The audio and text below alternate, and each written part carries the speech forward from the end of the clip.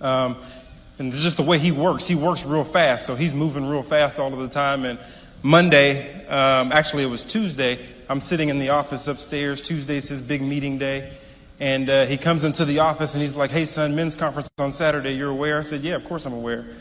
He said, "Well, you've got 20 minutes. And then he closed the door and walked out, and I was like,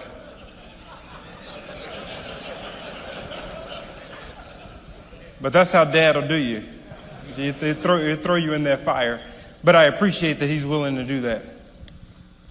2006, I'm with the San Diego Chargers in training camp.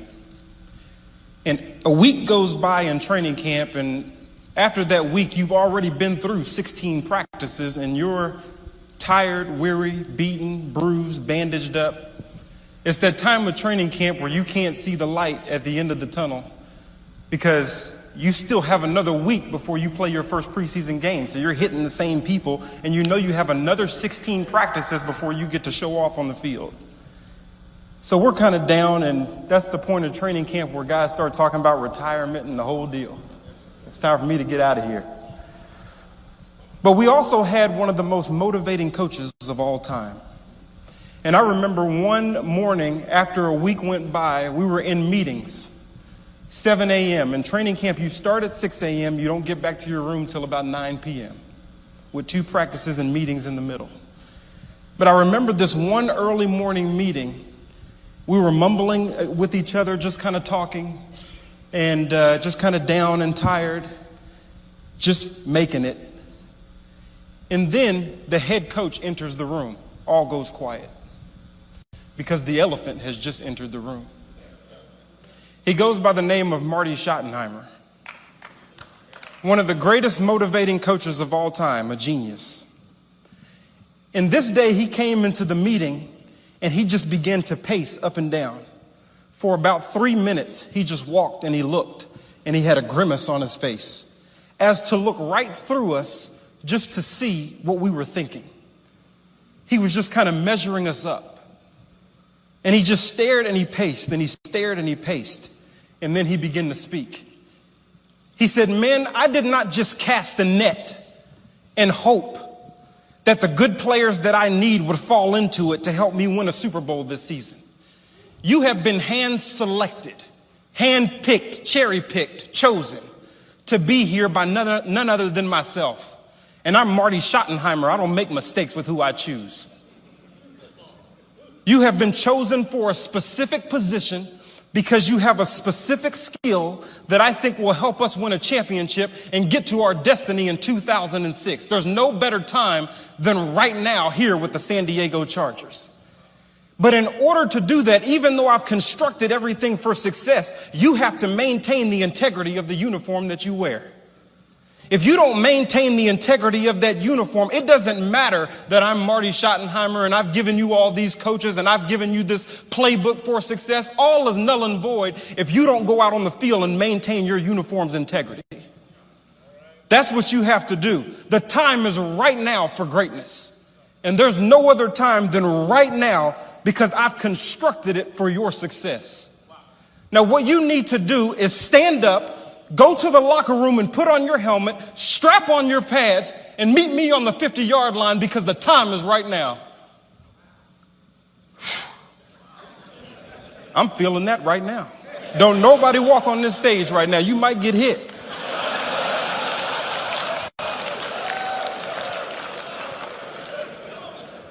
But one of the things that I thought about years later, that's a speech that you never forget. But one of the things that I thought about years later is, hasn't God said the same thing to me? He said, I foreknew you and predestined you to be conformed to the image of my son so that he may be the firstborn of many brethren. Those who have been predestined have also been called. Those who have been called have also been justified. Those who have been justified have also been glorified. So then what then can you say if God is for you? Who can be against you?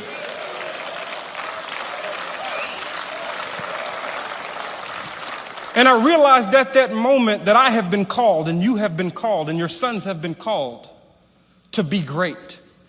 And God called us for a specific position because he gave each and every one of us a specific skill for success. And he's God. He doesn't make mistakes on who he chooses.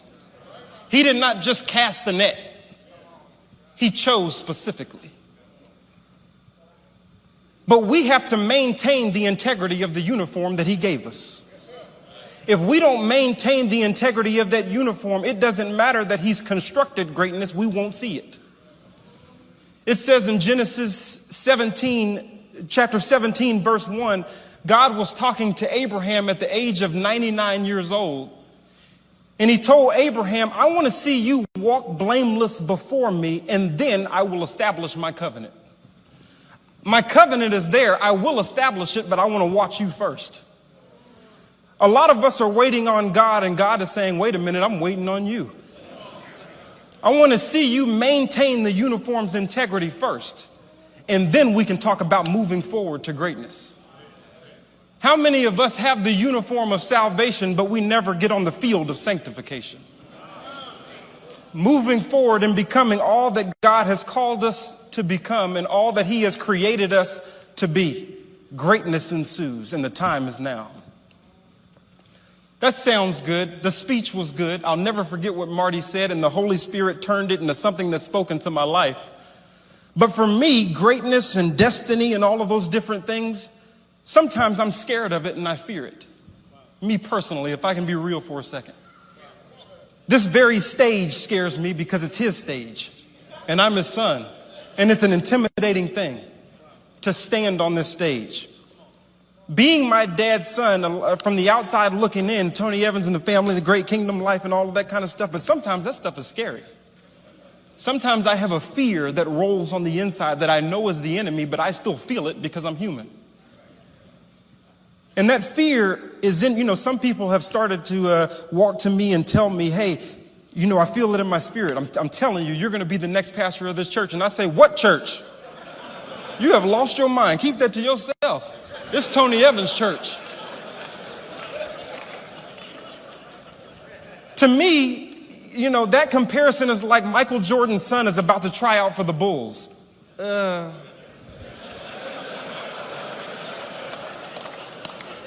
doesn't quite work. It doesn't quite work. Some of the things that make Tony Evans great, some of those things I just don't have as a son. And it's scary because I watch him every day. But I can't force myself to have those things because I'm not him.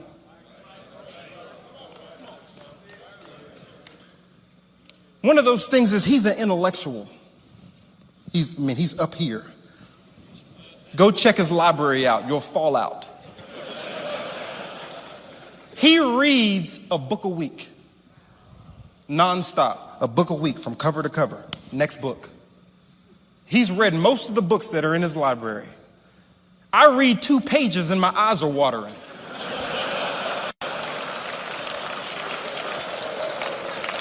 I don't have that. I'm not a formal learner. He's in meetings all day, making something out of nothing. On Tuesdays, he's in meetings from 9 a.m. to 9 p.m. all day, just meeting with people, staying attentive, going and going and going and going and going. I'm in a meeting 5 minutes and I'm thinking about Puff the Magic Dragon. I just don't have some of those same things that made him great, but the word of the Lord stays the same for me too. And that's what I have to believe through my fear.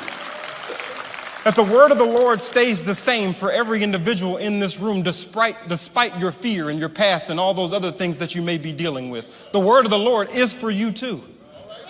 And it's something that we have to believe. Every day I just keep putting one foot out in front of the other. And when I look down sometimes, all I see is an abyss. I don't know what this foot is going to land on. But because I'm trying to walk in his will, it just seems like the Lord slides something solid for me to land on. It's called walking by faith. The assurance of things hoped for and the conviction of things not seen. Even through my fear. Sometimes God will allow you to walk on the very things that hold you in bondage to get to your destiny. And that's what I'm learning right now in my life as a son, as a 30-year-old who's still trying to figure it out and trying to stand on his word, knowing his word because you were fed it every night for dinner. But truly being able to apply the word in spite of your feelings. We're going to leave here today as kingdom men feeling it and ready to apply it. But you know the time has come for you to apply it when you feel like not applying it. That's the time when the game has begun. One of my favorite movies is X-Men. One of my favorite characters in X-Men is a character by the name of Magneto. I like villains. He could take metal and manipulate it and do whatever he wants with it. But in this one movie, he was in a jail cell that was hovering over nothingness because he can float and do all these other things. And so they had him in a jail cell that was hovering over a deep, dark abyss. And then 100 yards from the jail cell was the mainland. Well, one of his colleagues came to save him and tried to break him out and all of those different things. And he was able to open the door, but then he looked down and realized that if he took another step, he was going to fall.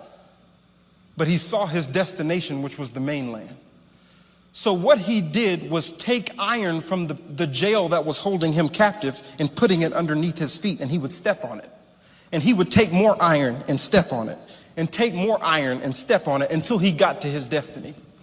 He was using the very thing that held him captive to get to his destination.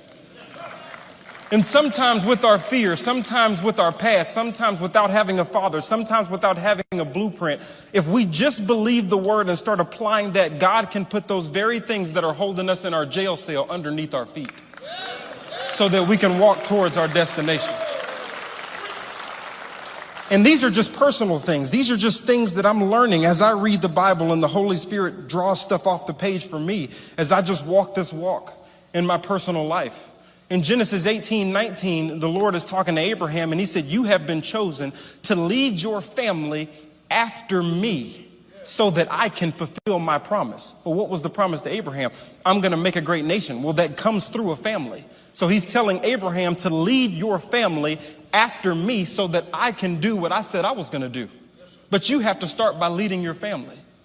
One of the things that's great that God has blessed me with is a father that leads his family. We sit around the table every single night. Every single night we sat around that table and he would just feed us a plate of wisdom. And even though we were missing the Cosby Show because of that plate of wisdom,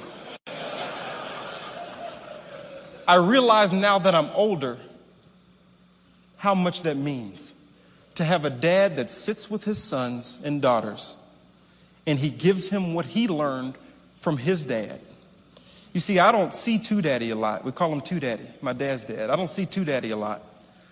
But my mind is just like his because Two Daddy created a disciple and my dad created a disciple. And now I hold that baton tight so that I can hand it to my son.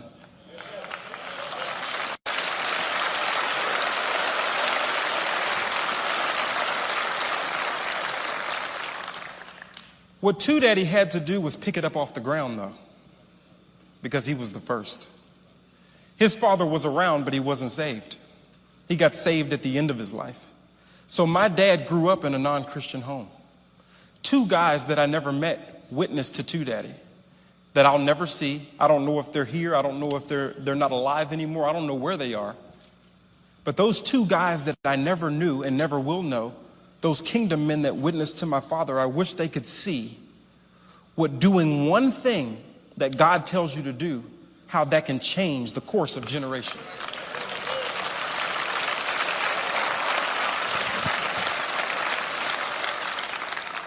And now Two Dad is getting older, 83 years old.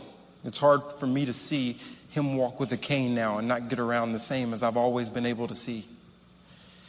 And now, you know, what hurts me, they talked to me just yesterday in a meeting, and they said, as I watched that and then watched my father, they said, Jonathan, what is the most exciting thing for you right now as it relates to working with your father in ministry? I said, I feel sorry for my siblings because I get to spend more time with them than they do. I love being by his side and eating off his plate. I love it, and I'm glad that I have the opportunity to do it. And then they said, what is the worst thing about working with your father in ministry? I said, I really don't like it when he says, son, this is my last third of ministry. I'm 62 years old now. And at some point it has to come to a close.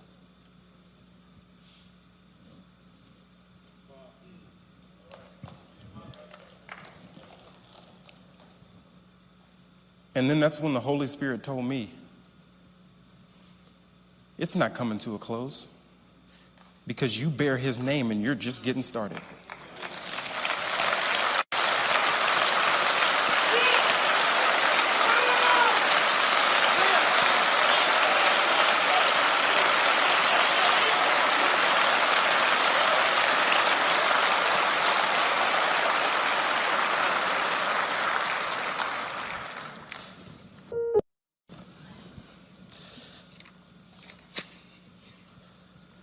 Those who he foreknew, he also predestined to be conformed to the image of his Son, so that he may be the firstborn of many brethren. Those that he predestined, he also called. Those that he called, he also justified. And those that he justified, he also glorified. So what then can you say? If God is for you, who can be against you?